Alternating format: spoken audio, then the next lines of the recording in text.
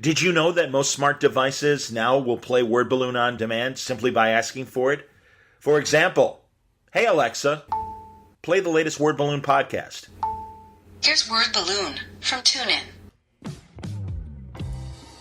Hey everybody, welcome back to Word Balloon, the comic book conversation show. John Suntress here. Great talk today with Joe Rubenstein, the famous inker who did so many great jobs at not only Marvel but DC. He's best known for being the creative force behind the official handbook of the Marvel Universe, not only doing images of the heroes themselves, but also wrangling various creators to do certain entries. Kurt Swan's only Marvel work was on Gladiator, which was kind of appropriate, given that Gladiator was a Superman cipher, and Joe's the guy who got him. Joe's worked with a lot of great artists, and we talk about his collaborations with George Perez and Gil Kane, and classic names and contemporary names as well. And what he's doing these days, where he sees his career right now, and some old stories about some classic runs that Joe was a big part of. It's great. We've had Joe on the program before. He's been on 2 different times. I did a spotlight panel with him at Salt Lake City Con, and then also just last fall, or I should say, well, I guess it was last fall, technically when I released it.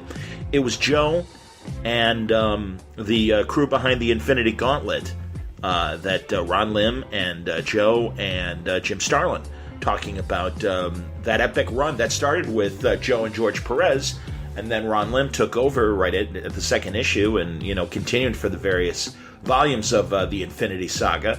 But yeah, Joe's got a great career, and I think he's a funny guy, and I think you'll enjoy this conversation today with Joe Rubenstein on today's Word Balloon.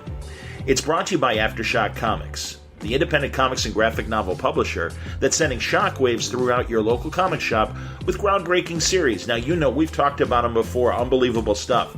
Things like Pestilence from Frank Thierry, A Walk Through Hell from Garth Ennis and Gordon Suzuka. Of course, Marguerite Bennett and Raphael De La Tour's Animosity, which also will be Aftershock's free comic book for Free Comic Book Day. There's Dark Arc by Cullen Bunn and Juan Doe. And then there's new series as well, like Oberon by Ryan Parrott and Milos Slekovic, and Stronghold from Phil Hester and Ryan Kelly. Out this week, Dark Red from Tim Seeley and Corin Howell, as well as Out of the Blue Volume 1 from Garth Ennis and Keith Burns, a 72-page album in the European hardcover format, a great military story as only Garth and Keith Burns can tell it. Unbelievable stuff. This year is Aftershock's year of reading dangerously, and they're doing it with creators creating fresh new concepts where there's no rules. You don't have to worry. Yeah, sure, the Human Torch is dead now, but probably in 6 months he'll be back to life. No, all bets are off on Aftershock Comics. And they really get a chance to tell interesting, different stories in a lot of great genres. Check out everything. You can find full story descriptions, preview pages, and the diamond codes on how to order these books through your local shop at AftershockComics.com. And remember, read dangerously. Word Balloon is also brought to you by the League of Word Balloon listeners. League, thank you very much for your support this year via Patreon. You're a huge help. The recovery continues here at Word Balloon with my leg, and they're starting to let me do some radio work, but it's short hours and short time. So the League is really helping me out, and I genuinely appreciate the effort. Word Balloon is free. It will always be free. But if you like what I do here and want to help the cause, consider subscribing to Word Balloon. Is it worth $1 a month to you? Is it worth the price of a comic book a month? I hope so. I try to bring you the best conversations and interesting discussions about what's happening today in comics and pop culture.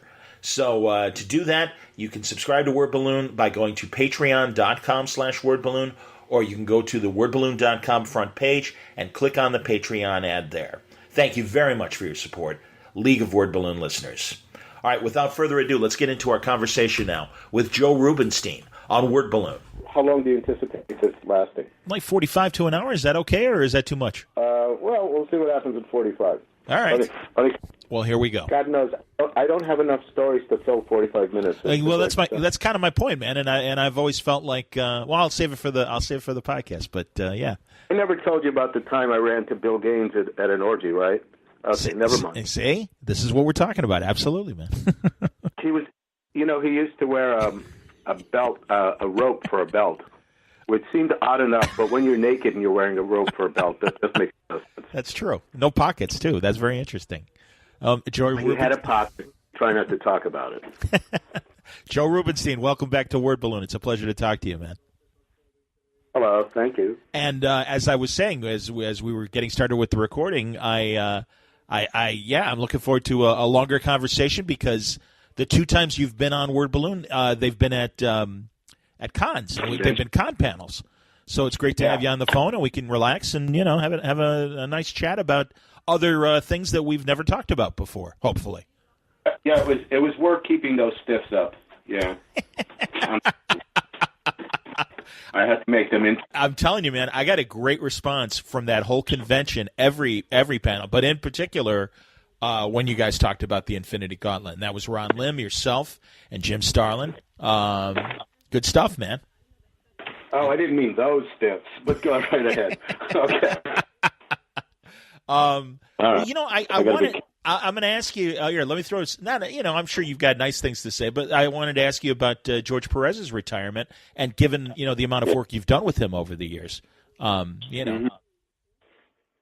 And what would you want me to say about that? Any good stories. Here's the good part. Here's the good part. Somehow, George managed to get deals for his characters that I don't think other creators at Marvel and DC did. Consequently, I'm happy to say George does not have to worry about his future. So you can't say that about a lot of other artists like Reed Crandall and Wayne Boring and people like that who became Night Watchmen because that's all they had. So I'm glad that if George doesn't feel the overwhelming need to draw anymore, he can at least enjoy his retirement. I understand. How were the collaborations with him? Fine. Okay. George is a pleasant guy. I never asked George, and I guess I will at the next panel I'm doing with him, if he knew that I was supposed to be the inker on Infinity Gauntlet, because I'm pretty sure he didn't know that I was supposed to be the inker on the Avengers thing we did together. So the question arises, if he knows that I'm the inker, does he change anything accordingly for my need, for my skills or however he anticipates me working? So I just don't know. I think just George pencils the way he pencils and hopes that he gets the right inker. And sometimes he does, and sometimes I've noticed he doesn't. Sure. So, but when I knew that George was going to draw this thing, I thought, all right, well, this is going to take a long time, a lot of details, and one has to be diligent about it and give the creator what they anticipate. Because there are people, I know there's one inker, or as I like to call him, the poor man's Joe Rubenstein, who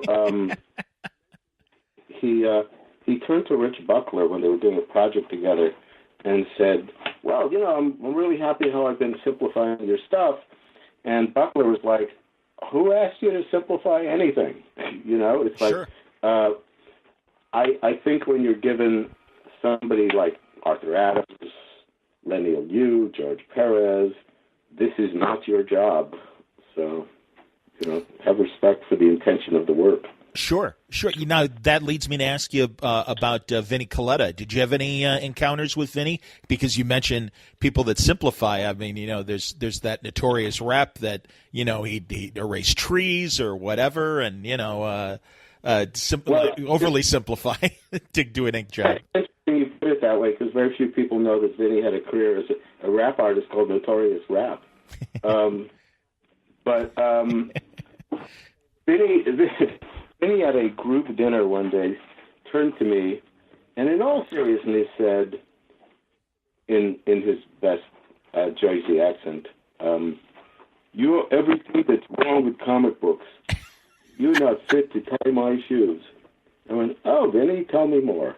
Jeez. So, Vinnie gets sort of a bad rap. He took great pride in being able to accomplish whatever the publisher needed, which was, Vinnie, we need 50 pages tomorrow. Okay, I'll get them to you. Yeah. And he would do it. And he'd do it however he needed to do it, however he had to do it. And if that meant erasing things, simplifying things, silhouetting things, well, maybe it didn't look as good as it could have, but the thing got in. And the reason this happens is because it's expensive to keep a printing press waiting. Sure. Like the time has been rented already. So whether the art or not, they got stuff done. But the thing is that the editor knew that Vinnie had a day and a half to do 50 pages, but everybody else doesn't. So they look at this stuff and go, "Wow, this stuff looks terrible. That guy doesn't care." Sure. Well, no. As a matter of fact, Vinnie took a great deal of pride in his work. He one particular penciler who disliked Vinnie's work, two particular pencilers who disliked Vinnie's work, he was always angry and bitter about them afterwards, and they had a right to their opinion, and Vinnie felt that he did what was necessary for the gig.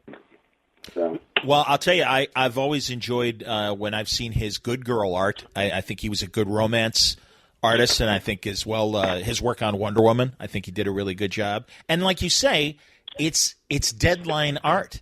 It's commercial art, and believe me, I understand and can appreciate the comic fans that do get frustrated when they learn that things were erased. That Jack Kirby collector that Tomorrow's always puts out, you can compare a job of, like, you see Kirby's pencils and you see the ink job afterwards sometimes. I mean, but like you said, it has to be done, and it's work that, like you said, there's a price if it does come in late. So I get it. Well, I know an editor, a letterer did a job for an editor. And it was a rush job, but he did it. And then he came to the guy a week or however later and said, "Hey, you got any work?" And the editor went, "Well, that job looked kind of rushed." And he had to remind him, "You rushed me." Okay? And so even the guy who knew it didn't give the guy any breaks under circumstances. Jeez. And, I'll do the best job I can do, hopefully, every time I work. But if somebody says, "Here's 10 pages, can you ink them over the weekend?" which happened on an X-Men book. I think I got it on Thursday, and it was Thanksgiving. Jeez. And then they said, "All right, well, we need them on Monday. How many can you take?" I went, "All right, I guess I can take 9 pages." And I took 9 pages, and I did them. Wow.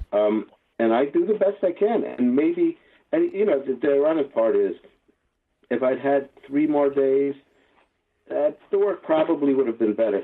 If I'd had 7 more days, the work would probably have been overworked. I don't know. Or maybe I would have gone to a movie for 2 of those days. It's like, but you never know. It's like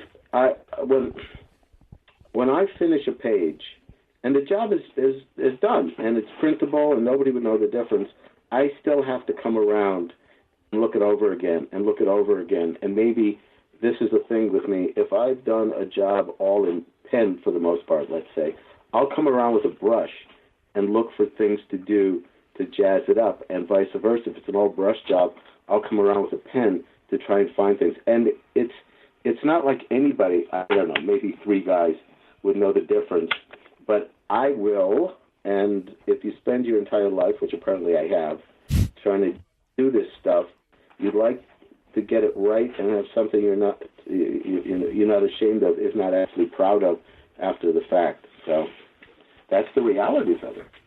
I hear you, man. Well, and I not only enjoy your inking when it happens, but also I've enjoyed seeing a lot of your commission work.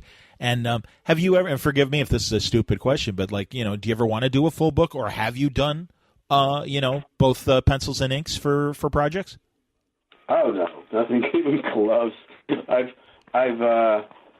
penciled, I don't know, 6 or 7 or 8 Marvel Universe figures. I did 2 covers. Mm-hmm. I did a Who's Who entry for DC. But no, I've never penciled even an entire page. I mean, that was my intention, ironically enough. I'm a complete failure at what I always wanted to do as a comic artist, which was draw comic books, and I never have. So I failed. But what happened was the great, and I mean this with no sarcasm, Gil Kane, in an interview in Alter Ego number 10, with a cover by Marie Severin, said that he ought to have been an inker first, just to learn the industry, and then go off to be a penciler. I went, well, okay, that's what I'll do then. So since I was working at Dick Giordano's studio and had proximity to one of the greatest inkers living or ever. Absolutely. I started to practice inking, and I practiced inking, and I got fairly good at it. And Mike Netzer, who was Nasser at the time, came around, and he drew some pages. I asked him if I could practice on Xeroxes. He said, just ink the real thing. Well, that was amazing. I inked the real thing. He showed it to the editor, who was Jerry Conway. It was appropriately enough called Tales of the Great Disaster in the back of Commandy. Mm-hmm. And Mike and I did 2 issues of that. Then we got teamed up on Cobra, which was a villain book. Oh, yeah. I remember Cobra. And then I sort of fell into the trap. I became successful at inking, and I didn't forge out into being a penciler. But the fact is that since the age of 17, I wanted to be a painter as well. And given the choice, I would rather spend 5-6 hours painting a portrait than drawing a comic book page. So, lucky for me, the comic books have paid for my painting addiction. And like I said, I never became what I wanted to be, which was a comic book penciler. So. How are things on the painting side of what you're doing? Well, I don't do enough of it, okay. for sure. Though I am, I'm sort of starting a mural business. I've done some murals over the years, and I'm starting a business where I'll be painting, I don't know, your home, hotel lobbies, churches, whatever. And that could be cool. Comic books have sort of forgotten I'm around, so except for the conventions and the commissions, I get no work anywhere, anytime. Jeez. I thought, well, let's go make money doing more painting work then. Wow, man. That's like, I know Gene Colan turned to that in his later years and everything, and God, beautiful stuff. But yeah, that's disappointing, man, because I know the last thing I remember seeing you, and forgive me if you did stuff post that, was I know you and Mike Norton were working together a bit on Green Arrow. And Mike's a friend, and I think that's one of the reasons why I knew that. Yeah, are you saying that Gene Colan did murals towards the end of his No, life? he didn't do murals, but I know he got into painting and also just doing non-comic work, but beautiful work. And I know also he really got into, he rediscovered his love for the pencil, and he'd do these, extraordinary, pencil only illustrations that were just beautiful. And I thought he got into painting. Maybe I'm wrong. Maybe I'm misspeaking. I'm not so sure about that, because Gene and I used to correspond, and, naturally I was a tremendous fan of his growing up and afterwards. Oh, God, yeah. But I would send him copies of my painted work, and he would send me wonderful notes back about how much he liked it and how he wished he understood color, but he never did. Ah, okay. Well, yeah, maybe. And again, I know he was really into rediscovering his love of the pencil, and in fact, I know there was a book of a lot of his works, and it was called Painting with Pencils.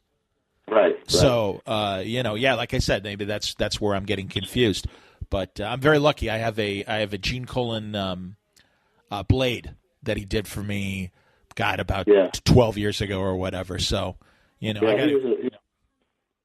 Go ahead. No, I was just going to say I got to get something from you, man. I mean, I like I said, I've really enjoyed seeing your commissions and.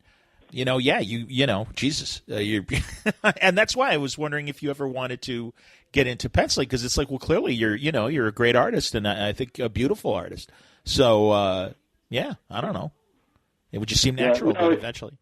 I saw Steve Root at the convention this weekend, and Steve said something in an interview 12 years ago or 13 years ago, which really reverberated with me, which was he said, I'm almost 50 years old. Am I going to draw the X-Men the rest of my life?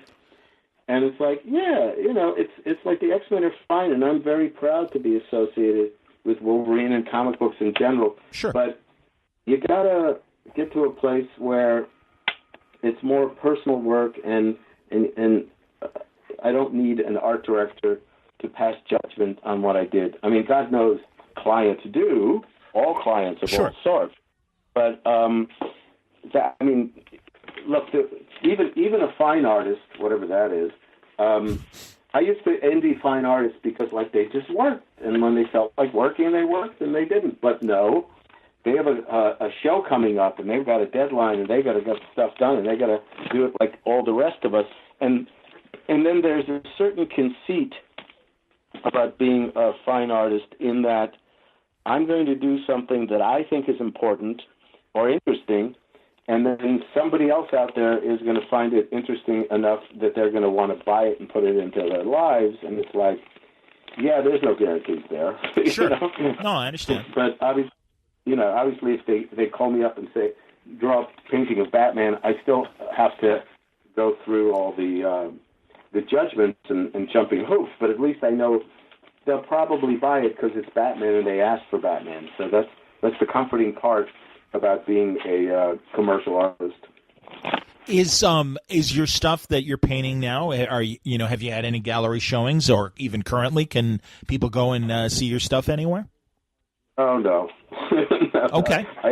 I don't have anything. Well, and that's another thing about gallery work. See, it's like you got to have like a theme. You have to have enough Sure. of a show for people to see what you're doing, and I haven't put that together. And like I said, I'm kind of lucky. Okay.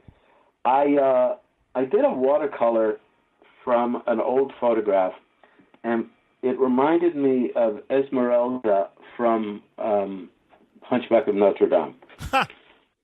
So that made me start doing a series of pictures of Charles Laughton as the Hunchback of Notre Dame, which led me to doing a bunch of general revolting-looking monsters and hairless apes, which kind of look like monsters. And then, as I was sitting there doing another one with his skin hanging and pointing ears, I found myself getting nauseous. And I went, I think I'm done with the monsters. I think I've gone through that just fine. On the other hand, most museums are closed on Mondays, but I found out that when I was in Chicago, because they were open on Monday, and I went, and of course the Chicago Art Institute is a really fine museum. Damn straight. And they have Degas' bronze statue of the little ballerina girl. Mm-hmm. And she's just lovely. And then, like a week or so later, I was in someplace else, Boston. And I went to that museum, and there she was again. And I went, wow. All right, well, I guess I got to paint her. And so I did. And it's one of my favorite pieces I've ever done, and I did it just for me, and I like it. And you know, money's a fine thing, and money can buy all kinds of lovely stuff.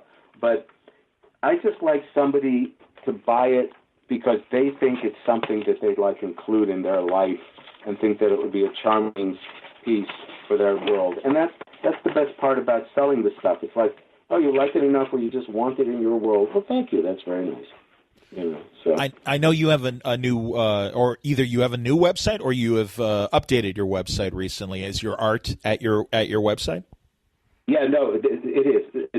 It's a brand new website, and it's just joerubensteinart.com, except everybody misspells Rubenstein. Rubenstein is including me. I'm embarrassed to say. Right. I'll cop to that.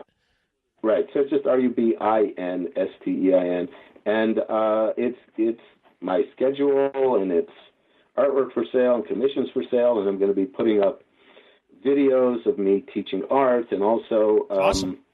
Skype lessons, and also, just for the hell of it, all the movies that my work is like associated with, like Guardians and Wolverine, just to put up like little trailers for those things so people know what it is I've done. Because you know, I've known me for so long, I just assume people know things, and it's like, oh, did you ever do Wolverine? Yeah, I did Wolverine. You know.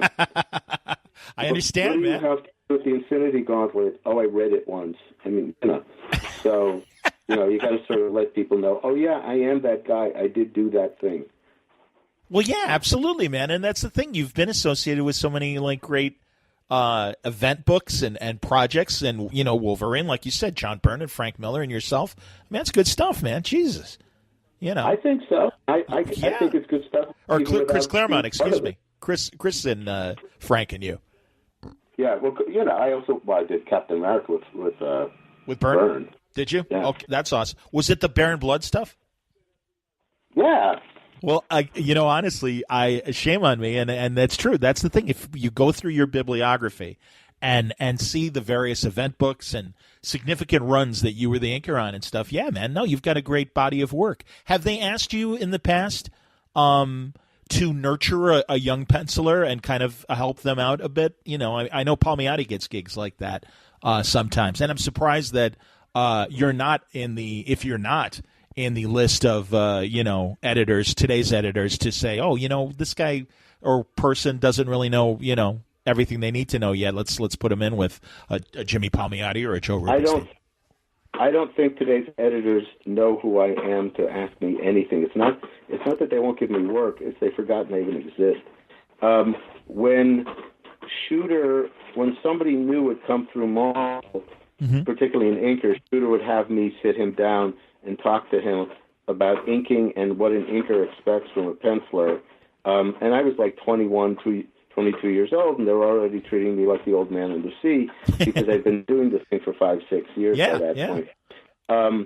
But as I said, I do Skype lessons, and I've also had a lot of assistants in my time, and that meant usually backgrounds, filling in blacks, cutting zips, something like that. Sure. And most of them have gone on to careers in comics, like, for instance, Kyle Baker, Jose Marzan Jr., Brett Breeding worked with me some, Tom Christopher, who took over the Silver Surfer when I left it. So, a lot of the people who work with me have gone on to careers, and my advice to people is find a mentor so that you don't have to reinvent the wheel. Sure. I think one of the reasons that I got the work I did is because they knew my face delivering stuff up at DC and Marvel from Dick, so that when I got the job, they sort of said, they said to Dick, I'll give him the work, but you got to watch him. And so I did my first job. I brought it in to show Dick, and he went, yeah, it's fine. That's how he watched me. And it's not that he didn't care. It's that, yeah, it's fine. All right. Well, you studied under him, and I mean, I get that, and he knew what you could do and everything. That's cool. I had no idea that you helped Art Adams early in his career. Can you talk about that?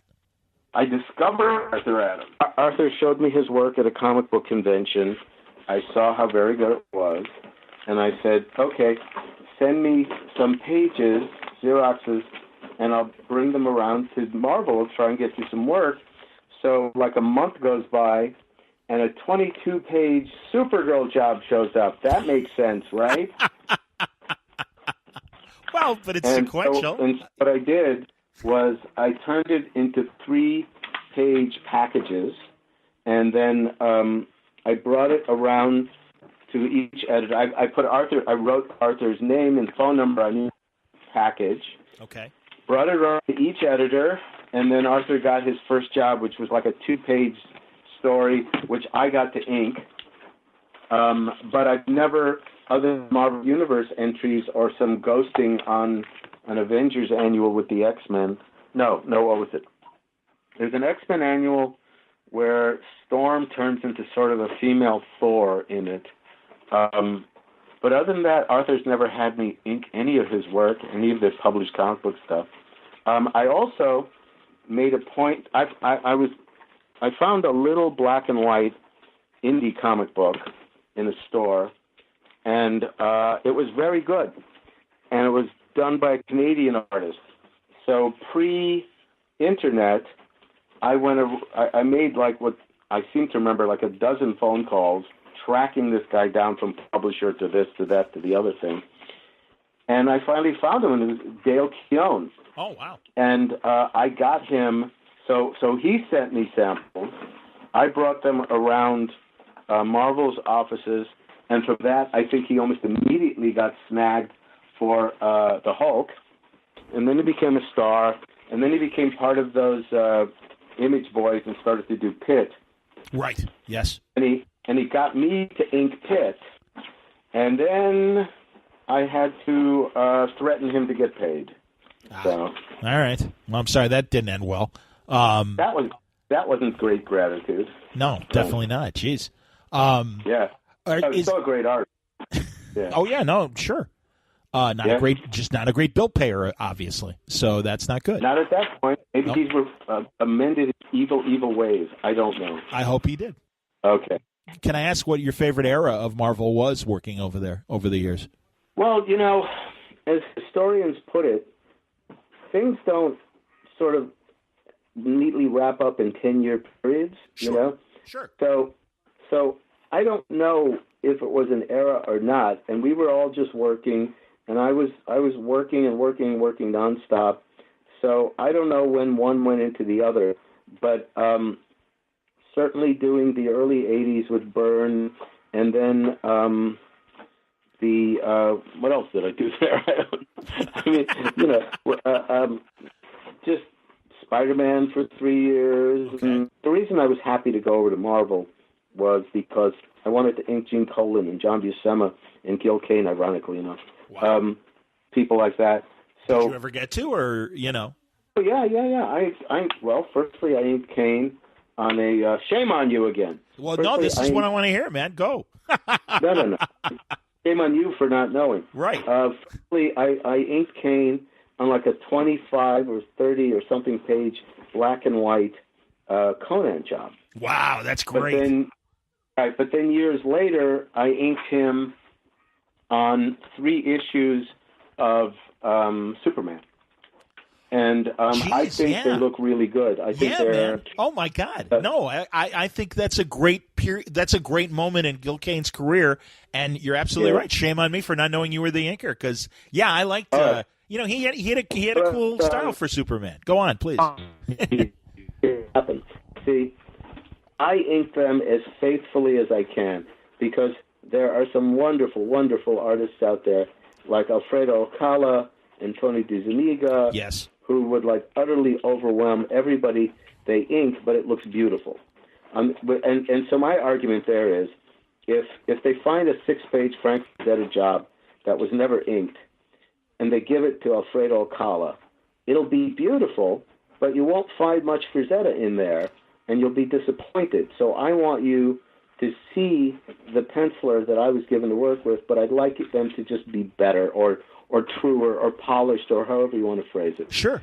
So I get the Gil Kane thing to ink, and I ink them the best I can to be as true as I can, and then Kevin Nolan, who I think is a superior artist, flatters me by calling me up to ask me how I did it, because he's about to ink a Gil Kane graphic novel.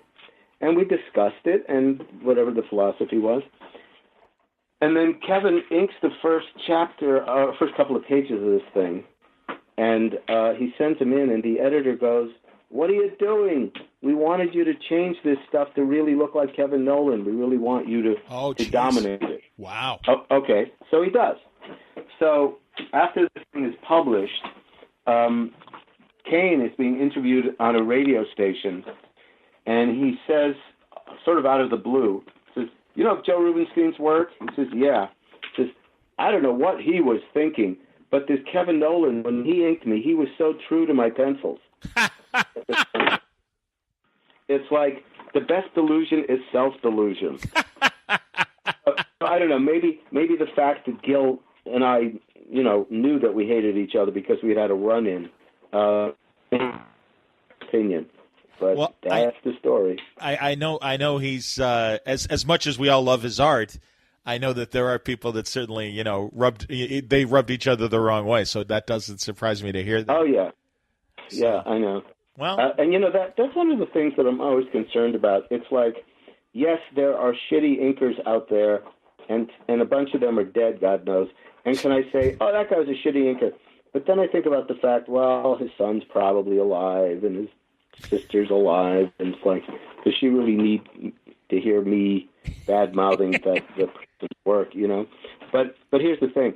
I see these people who have a list, like, oh, my favorite inker is Bob Schmuckel. And I go, oh, Schmuckel sucks. What is he talking about? and the best inker that Gil Kane ever had was this shitty inker. I went, what is he? These idiots. And I want to go, you guys really don't know what the hell you're talking about. But see, it's not because I like vanilla and you like Rocky Road. It's because I see the drawing in the pencils and I see it lost. I see the energy in the pencils and I see it lost. I see the intention, the graphic quality of the work, and I see it lost. So I think bad inking is just not knowing what the other, or not caring what the other person wanted, and just doing your thing all over it. And again, as I said with the Zuniga and Alcala and Nebris, fantastic, fantastic work. When you're done, you have a great job, and I would never, ever say those guys were bad. But then you have guys who can't draw, who, when it's all done, it's bad, right? So it's not like my opinions on inking are that arbitrary. But I was seeing on terrible the latest version of Star is Born is with Lady Gaga. And they were talking about how this was terrible and that was boring and this was cliche and all that sort of stuff. I liked it. Now maybe they would lose all patience with a dullard like me who doesn't know good movie making and doesn't understand the subtleties how bad that movie was. But I liked it, so they can't talk me out of it. So I know full well that I can't talk anybody out of liking a job that I know is terrible. So. I understand. Well, now that I'm interested to know your opinion of somebody like Jack Kirby. Who do you think was the best inker for Jack Kirby back in the day? Well,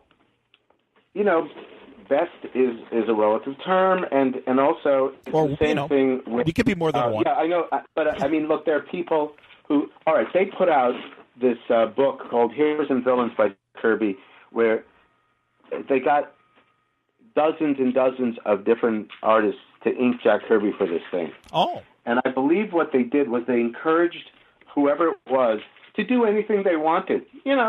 Just do whatever you want. It's like, you're an idiot. It's Jack Kirby. Right. Jack Kirby is the greatest comic artist who ever lived. Let's see if it looks like Jack Kirby when it's done. Are you presuming so much to redraw Jack Kirby that you think you've added power to his work? Now, John Buscema inked him on a Kazar piece, and it was lovely, and it was faithful. And the thing is, it's like there's some people who don't understand what they're looking at and turn Kirby's squiggles into squiggles.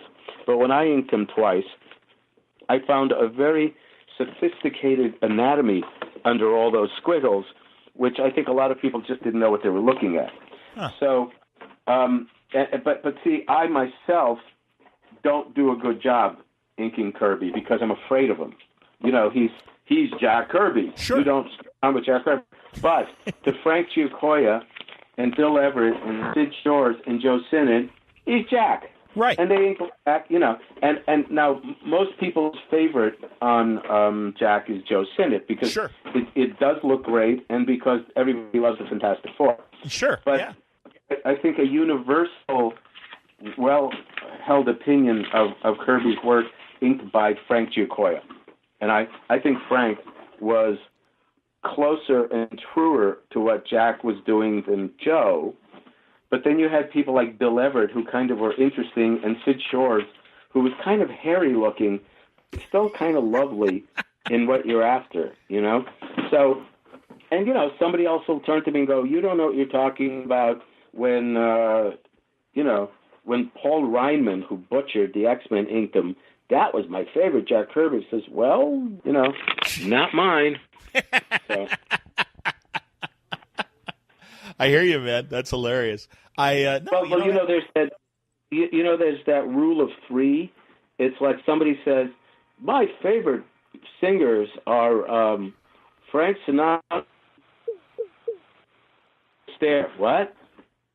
My favorite comic book artists are Jack Kirby and John Buscema and Paul Reinman. Excuse me? So where does that third guy come from exactly that you think he's so wonderful?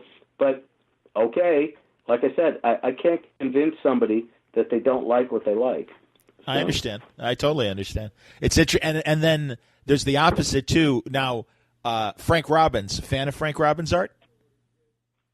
Yeah, for what it is, absolutely. Yeah. Well, no, me too. And it's funny because I can remember as a kid going, I don't know if I like this or not, yet I'm still reading. You know, when he was doing The Invaders, for example, I'm like, this is so different. It's so weird. And then as an adult, I'm like, oh, my God, Frank Robbins. And especially after reading his Johnny Hazard comic strips and things like that, then it's like, okay, wow. New appreciation for Frank Robbins, you know?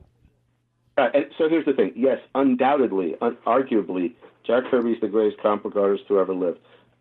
And those 2-page spreads and, New Gods and Mr. Miracle would take my breath away.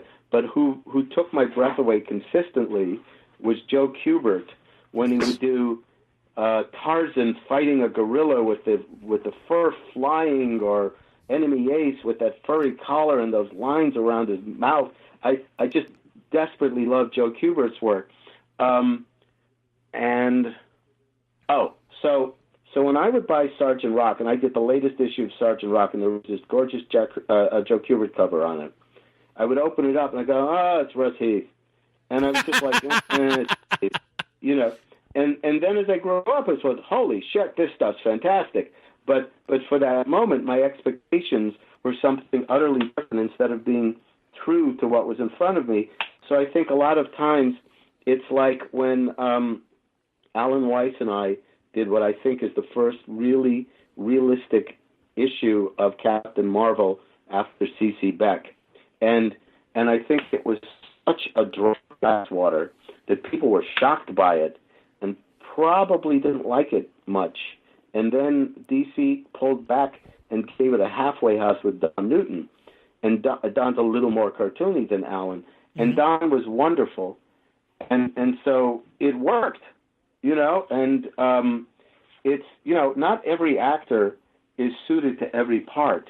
And as much as you might, if you cast, God forbid, Roseanne Barr as Cleopatra, I'm sure she'll do the best she can do, but she really shouldn't have been there to begin with, So if you cast or for instance, this is strictly, purely, completely, subjectively my opinion. If Joe Sinnott inks John Buscema on Conan, it's very nice and it's very professional and it's way too clean. It just doesn't feel like Conan to my mind. You put Tony DeZuniga on it, it's perfection. I thought that stuff was as good as anything ever got in comic books. Now, if you put Tony DeZuniga on the Avengers, they may look a little gritty if you want a gritty job. But if you put Tom Palmer on it, it looks like perfection because he's got a smoother line that I think loans itself for superheroes. I will do a mystery job, but probably my work is too clean for it, and you should have gotten somebody else, just like Bernie Wrightson would draw a wonderful Batman because he's a dark creature of the night, and maybe he shouldn't do Superman because Superman sort of comes out in daylight. Yeah. And I bet you there's people reading this who think 100% the opposite of what I've just said. but all right, so that's what they think. That's hilarious. About 12 years ago, I had Norm Brayfogle. He had a finished Batman, and he had smudged it a little bit. So he's like, would you be interested in this? He goes, I'm marking it down. And I'm like, of course, it's beautiful. But I had commissioned him to do a Superman because I had never seen him draw Superman. And I have it, and I'm looking at it right now on my wall, and it's him reacting to kryptonite. And it's very different. It is not on model. It doesn't look anything like, a classic Kirk Swan or a Doug Mahnke or any Superman, Wayne Boring, as you mentioned earlier. But I love it because it is so atypical of a Superman look. He looks young, and it's just interesting. And I always point that out to my friends in the know who come over and look at the stuff I've got on the wall. And I'm like, yeah, look at this, man. It's Norm Brayfogle doing Superman. I go, it intrigued me. I'm like, I've never seen you do this, Norm. And he did a beautiful job. It's truly one of my favorite pieces. Norm and I did a Superman story together. I didn't know that. Wow. Yeah, I can't remember if it was a full issue or like a 8-10 pager, but yeah, there's a Superman job we did. That's cool. That's really cool. Jeez, man. Yeah. No, I this is great, man, and this is the kind of conversation I was hoping to have with you because, again, your years in the business, the people you've worked with, and also, again, as someone who got inking from the master Dick Giordano and everything, and as you've paid it forward with the people that worked under you. You mentioned it earlier, and I, in terms of what Steve Root said, in terms of, am I only going to be known for, doing the X-Men or whatever, if it was Steve Root's quote earlier, I've noticed this is a recurring theme with my conversations with creators. You came from that generation where the pinnacle was working for DC or Marvel. And now, obviously, it seems that a lot of artists and writers will make their bones at one of the two companies or both companies and then, go off into creator-owned land and come up with their own concept and, test the waters. And in some cases, like the Ed Brubakers or the Jonathan Hickmans or certainly the Robert Kirkmans out there as far as writers go. They bring along artists and stuff. Dave Gibbons is certainly happy that he and Mark Miller did Secret Service and some of the other that became Kingsman and things like that. Have you, would that ever, anyone ever tap you for any creator-owned stuff in the last few years? Yeah, well, Bendis and Bagley and I did a creator-owned book for Marvel. That was oh god damn it, I can't remember the name of it now. Is that called Brilliant? Yeah, Brilliant, of course. Okay, sure. Yeah, but they both got busy and never finished it. Yeah. No, I understand that too. Yeah. And on top of that, by the way, I don't actually blame them because you got to watch your money wherever you can. But they were going to reproduce from pencils, and after they saw the first issue, they went, "Oh shit, we need an inker." and they called me up and they went, "Hey, listen," and Bendis even apologized. I just want to apologize for thinking that we don't need an inker in this business, and would you ink our book? And I went, sure. And Bagley works like a son of a bitch. Bagley works real hard, and it's a pleasure to work with him. There's nothing ever needed to be fixed. There's only something to be kept up to, if you know what I mean. I have to rise to the occasion. And as a matter of fact, we did 6 issues of the Fantastic Four, and it was all blue line, which means I get an email with the page in it and a stamp, and then I print it out onto real paper and I ink it in the conventional way. I don't ink digitally. So every morning I'd wake up, and it was great. It was a beautiful 2-page spread of spaceships or mountainscapes or the Thing or something. The guy just didn't take shortcuts. It was just wonderful, wonderful stuff. But yeah, for the most part, inkers are going the way of the pianist at a silent movie theater. It's like, why would we want an inker when we can ink it all on a computer or reproduce directly from the pencils or something like that? Is that still happening? Is that still happening? Because I was going to ask you about that because I remember when, about 10 years ago, when that was kind of being kicked around, or maybe about 12 years ago or 15 years ago. Is that still? Do you think that's still a problem as far as inkers not getting? Well, don't forget, I'm not getting any work, but I know of plenty of books like the Mike Deodato. Okay. Speaking of people who are going off to do their own projects, he announced that thank you, Marvel and DC, you've been wonderful to me, but I got to do my own books now. Deodato does everything on the computer, and it looks very good. Sure does. Yeah. Well, I had no idea. Other people. I think Keown's another one that does everything on the computer, and there's plenty of people who do it that way. I don't know how much they're trying to reproduce directly from the pencils anymore. But, I did the Justice League of America with McGuire, and then we went on to do 2 miniseries, formerly known as the Justice League, and I can't believe it's the Justice League. I remember them both, absolutely, man. And they were beautifully drawn because McGuire's a good artist, and they were beautifully written by Giffen and DeMatteis. Yep. And I would laugh.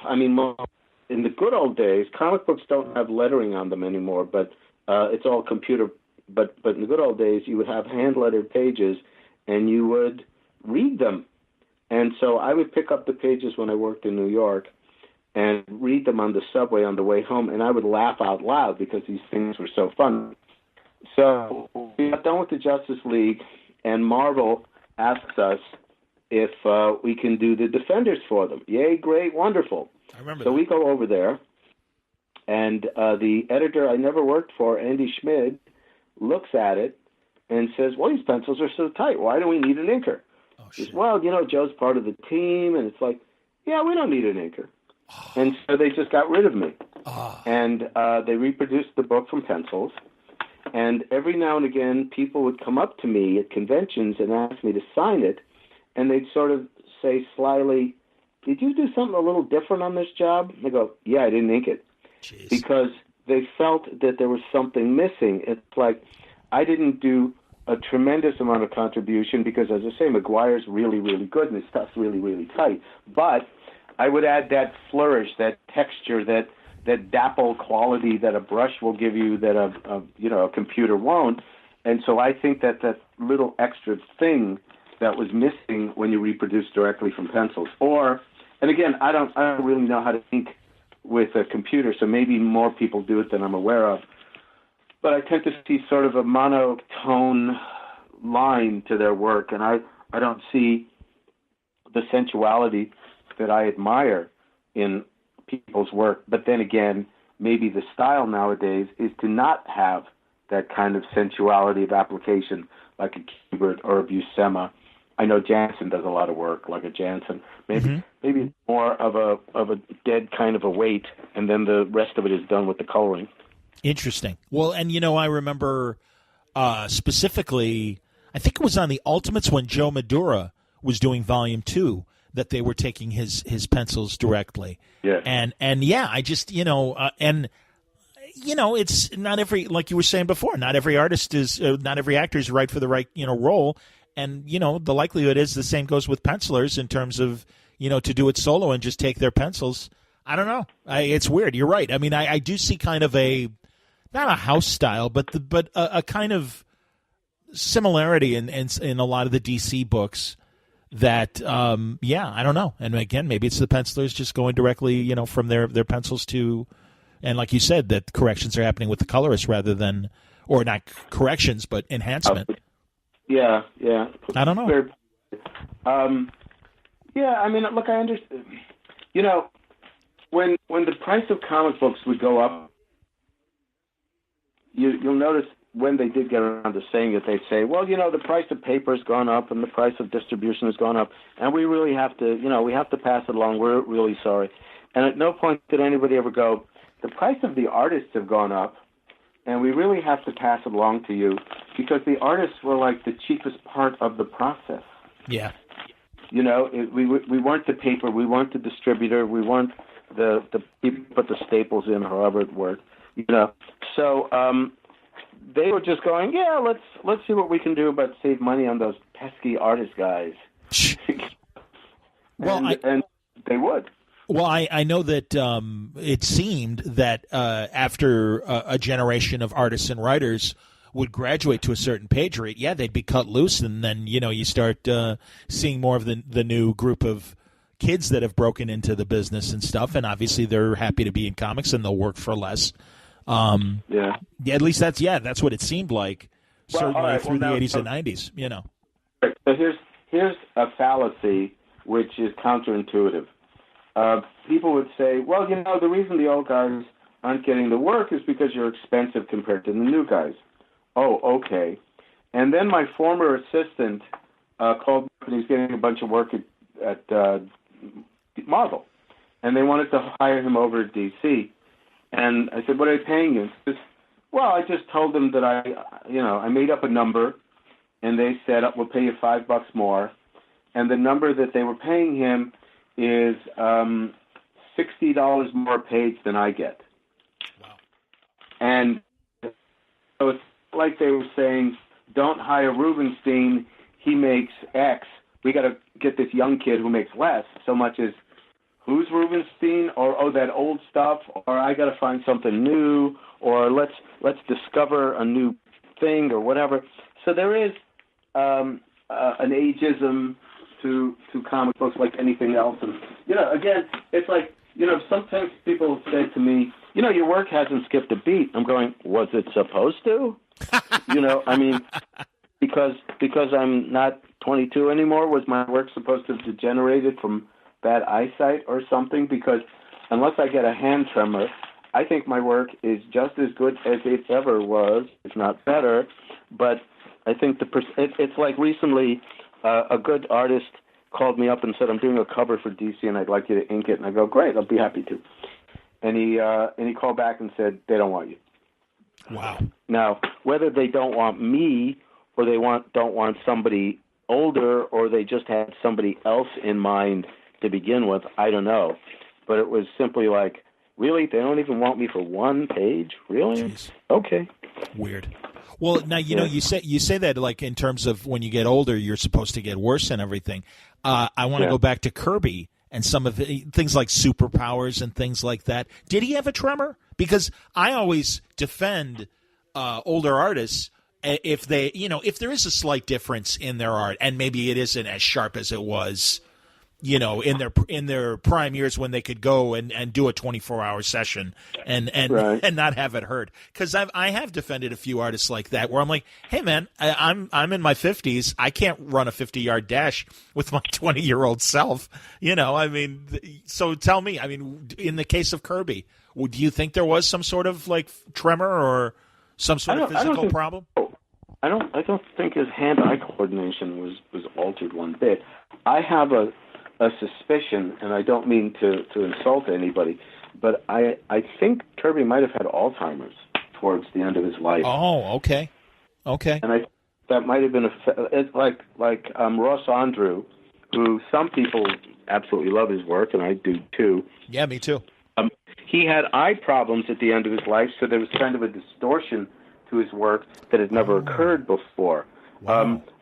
I don't think Gene Colan was one bit lesser at the end of his life than he was throughout his life, and he lost vision in one eye. Yes. I think Buscema, dying of cancer, was doing his last job, and maybe it wasn't quite as detailed as it previously been, but I think it looked super.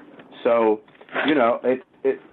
it's not always the case. And by the way, if you look at the evolution of a lot of artists, like Rembrandt, like Velázquez,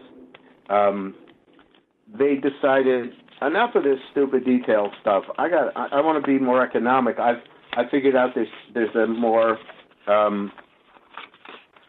succinct way to get to the point. And like Woody, sure. I was Wally Wood's assistant as a kid. Okay. And the old joke was everybody would say, we like your old stuff better. Well, yeah. yeah. He didn't like his old stuff better, or is he doing his old stuff? He felt the old stuff was cluttered, and he was trying to go for a more streamlined, economic, graphic look to his work. And so the non-artist thinks that, he's just getting lazy. Well, my experience is that when you're a non-artist, but you hire artists, and a lot of editors are not artists, they're just writers or what have you, they figure, well, I can't put in all those details, so if you can, that must make it good. And if you leave it out, well, Alex Toth, for God's sakes, look at, there's no details there. And you recognize that Alex Toth, as difficult a human being as he was a genius in his economy of what was necessary to do. Now, I don't know if George Perez opened up the floodgates or not, but I think in the old days when you thought, oh, shit, I got a Perez job, that means it's going to be a lot of work. Now, the amount of details George put into his work is like an after-dinner mint in comparison to the kind of stuff that a lot of guys put in. I don't know if they were competing with George, or the editors said, I want more, or somebody like Jim Lee showed up and put in a ton of stuff, and the next guy went, well, I can put in more than that stuff. Well, and certainly a Jim Lee page is gorgeous, and certainly Lineal Yu and Travis Schwartz fantastic, fantastic stuff. But, doesn't mean that the beauty and economy of Terry Dodson is lesser because he doesn't put in all that bric-a-brac. Or like David Finch. David Finch does a very fine, exciting comic book. But I don't know that you say that David Finch is a better artist than Alex Toth because he puts in more stuff. And maybe David will never simplify beyond where he is right now, and that won't be a bad thing because the stuff is hyper-realism and it's gorgeous. But if you get somebody like, Toth always comes to mind, but even Breca, the Spanish artist Breca, Okay. if you put in less stuff, doesn't mean, there's this old saying, it's like a writer said, I apologize for this long letter. I didn't have time to write a shorter one. So you can put in a lot of stuff, but I still to this day am trying to figure out what can I leave out? What makes it better by leaving out? Not just what can I do to make it faster, but how do I get the point across by putting in less lines? It's like that thing from Amadeus. It's like, how do you like the music, Your Highness? Too many notes. It's like, I know what you mean. You've mentioned a few classic creators that in passing that Gil Kane and people like that. First of all, Wally Wood, what did you assist him on? I worked on the last Sally Forth and Cannon strips, which is what he was doing. Awesome. For it was Overseas Weekly, which was for the servicemen. Yes. And it was it had nudity because servicemen really like naked people. I just bought the Cannon. I just bought the Cannon collection within the last 6 months, and I love it.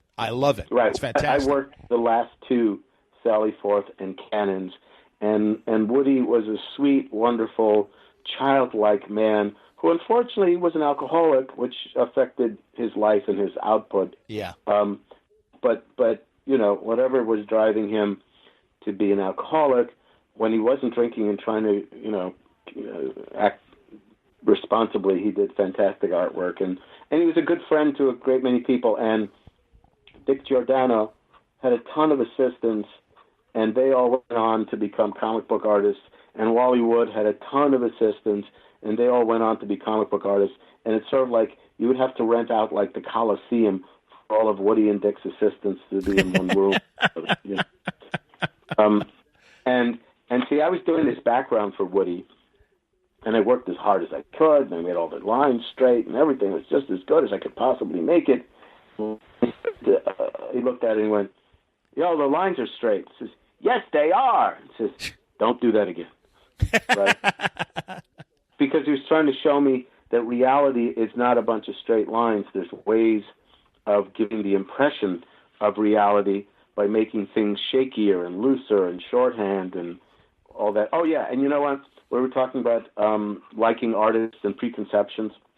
My idol on how to draw women and use a pen was a guy named Stan Drake. Sure. And Yes. Stan did a comic strip called The Heart of Juliet Jones, which Stan, by the way, was a major, major, major influence on Neil Adams and how he drew girls, how he used the pen, all that sort of stuff. So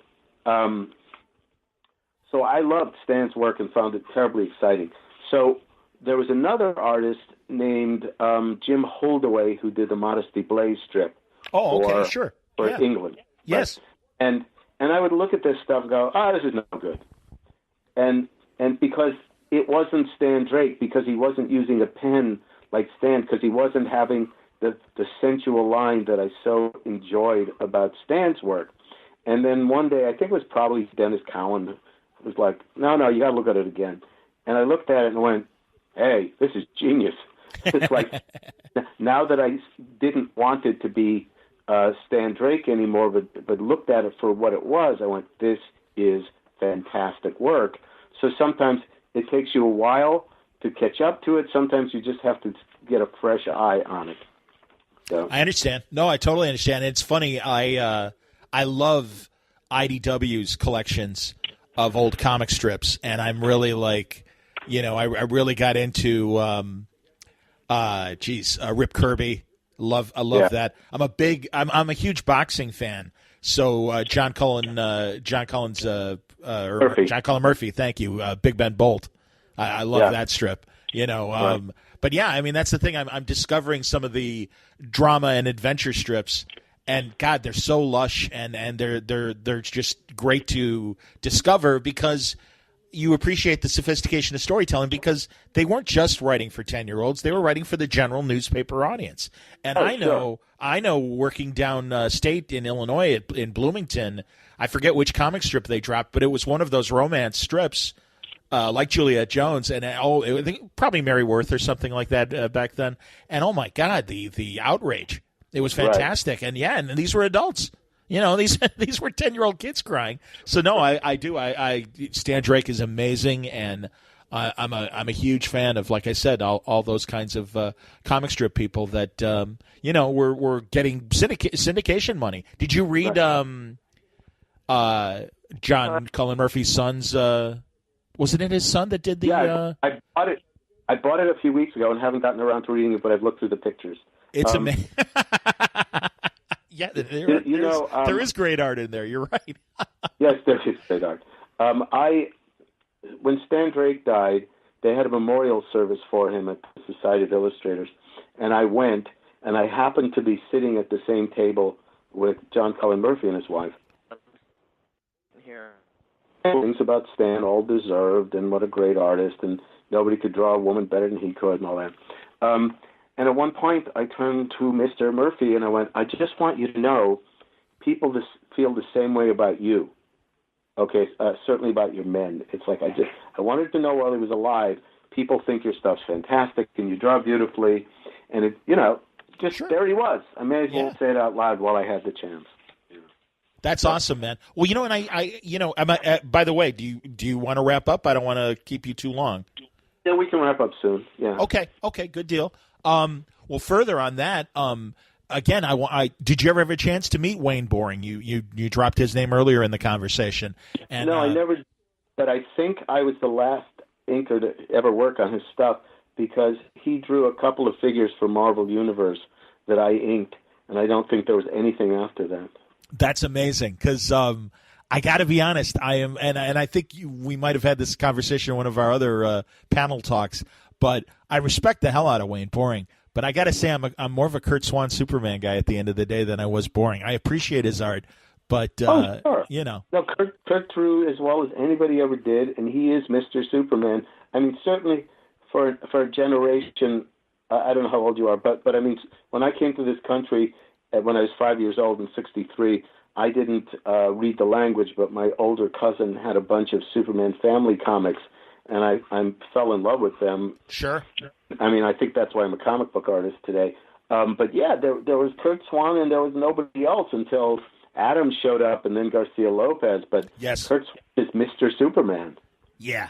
Well, I'm 54, so I understand, and I think so. I think I came up the same way. But I mean, I did see a lot of Boring in reprints and 80-page giants and various collections over the years.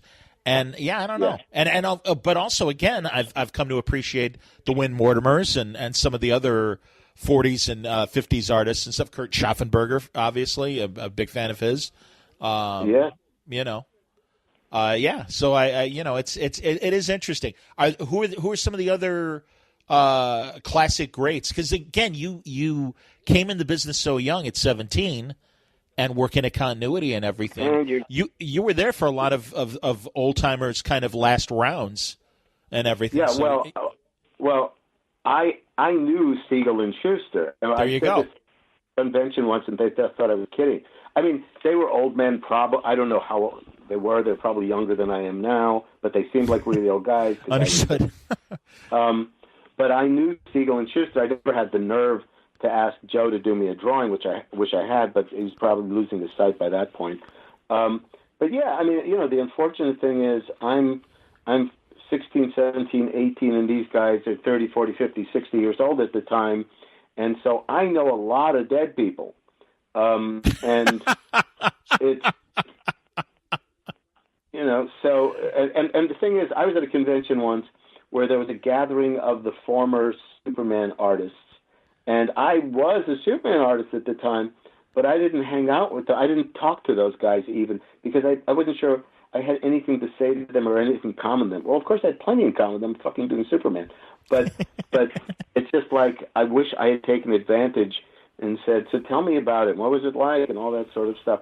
And I think, even today, it's not like, when I sit at conventions, I may sit some new guy, and very often they have no clue who I am unless they look at my banner, and they're not really sure anyway, so what's the difference? But I don't particularly search out people to ask them, what are you doing these days? And it's probably a missed opportunity on both of our parts, so I understand why I did it. I just wish I hadn't. I didn't hear part of your question as far as knowing the old guys. What did you want to know about that? Well, just any like great encounters of, oh my God, I can't believe I'm working with whoever, or just getting to know some of these old creators and stuff, either through working with them or at conventions or whatever, Yeah, well, I that's the best part about being an inker. I can't believe I'm working on Kurt Swan's Superman. I worked on Carmen Infantino's Flash and a Adam Strange recreation once. Working on Gene Colan. I'm working on Gene Colan's Dracula, for God's sakes. I'm working on Gil Kane's Superman. Sure. And then even I realize why people go nuts when they meet Perez or Adams or not Adams so much, but Perez or Byrne or Zek or somebody like that. But to me, it's like, yeah, hi guys, I know you guys, but Joe Kubert and John Buscema and Joe Sinnott, all those guys. That's like, oh my God, look who that is.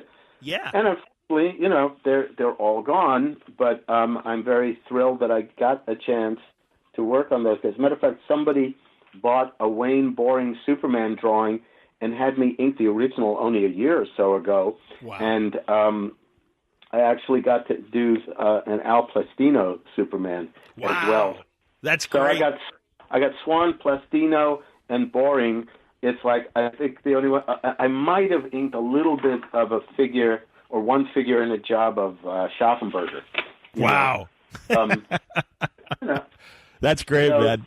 It's nice, being an infinitesimal part of the history of these guys.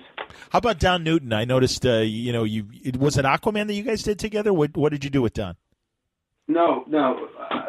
I inked a little bit of an Aquaman that I think Wyatt Check was inking. What I did was I inked New Gods.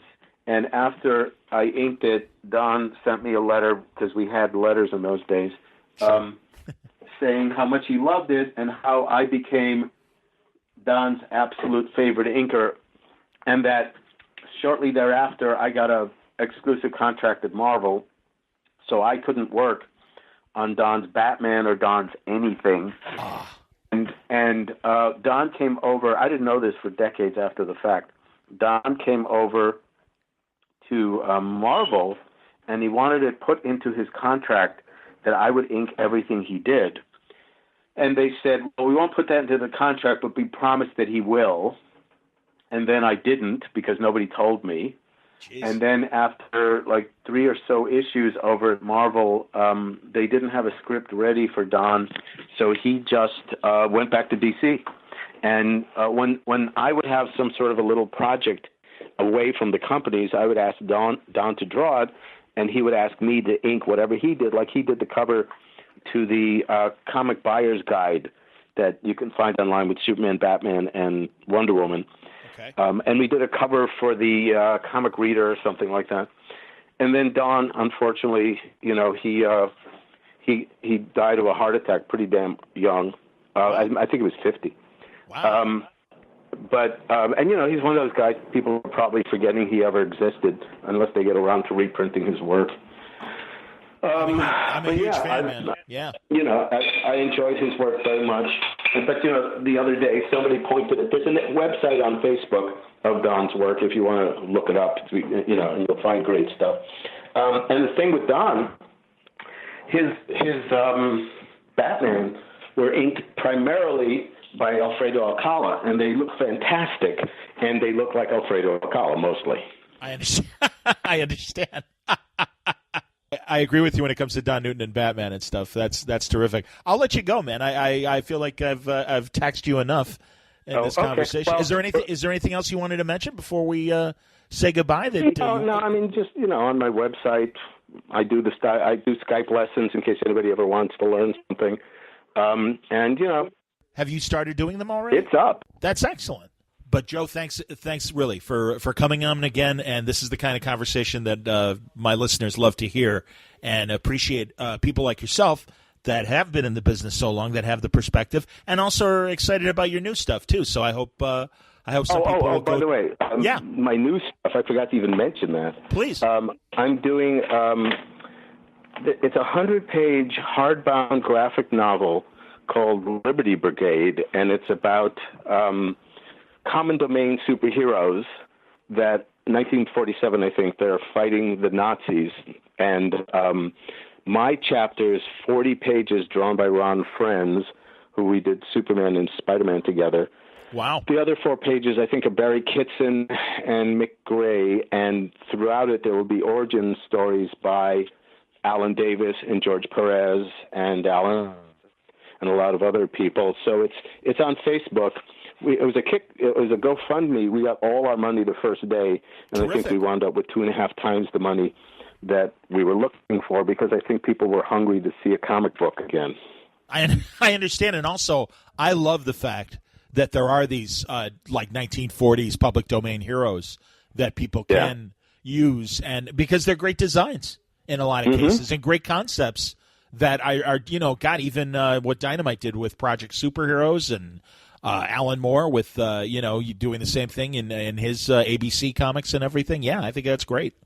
Yeah, so it's something people can look for. It's I'm not quite sure when it's coming out, but I'm up to about 20 pages of my part.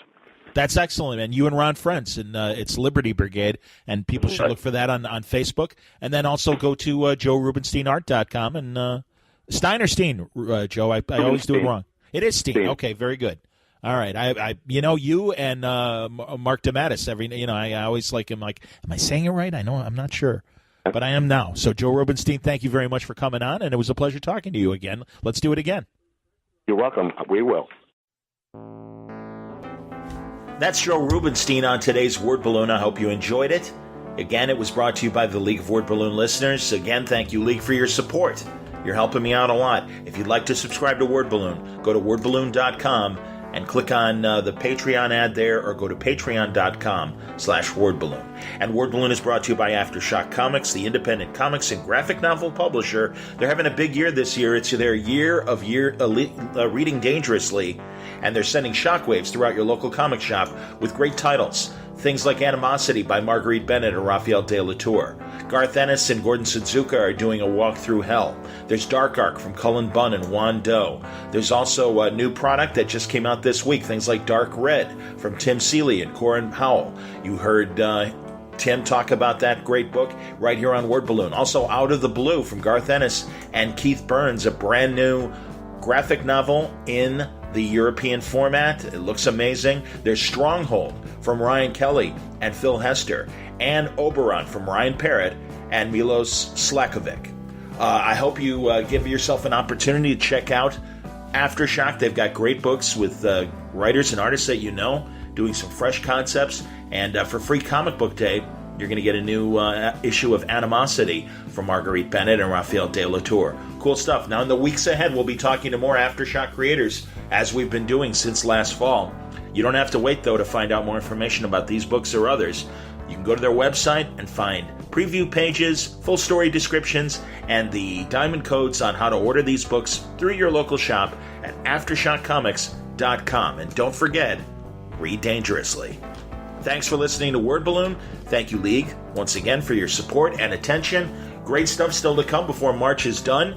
I've got a great conversation with Eric Powell that's coming tomorrow, and also a brand new Bendis tapes. Brian and I have finally gotten together. Lots of really interesting points about Into the Spider-Verse and his experiences with the animated movie. And, of course, we talk about Superman and the Walmart Batman series, and with the Wonder comics that are going on, and of course the World of Jinx World and the great crime comics that we've been getting as well. It's a full Bendis tapes, and I look forward to presenting it to you and sharing it with you in the coming days right here on Word Balloon. Again, along with a great conversation with Eric Powell about the return of the Goon. So stick around. Great stuff coming in March from Word Balloon. Until next time, Word Balloon is a copyright feature of Shaky Productions. Copyright 2019.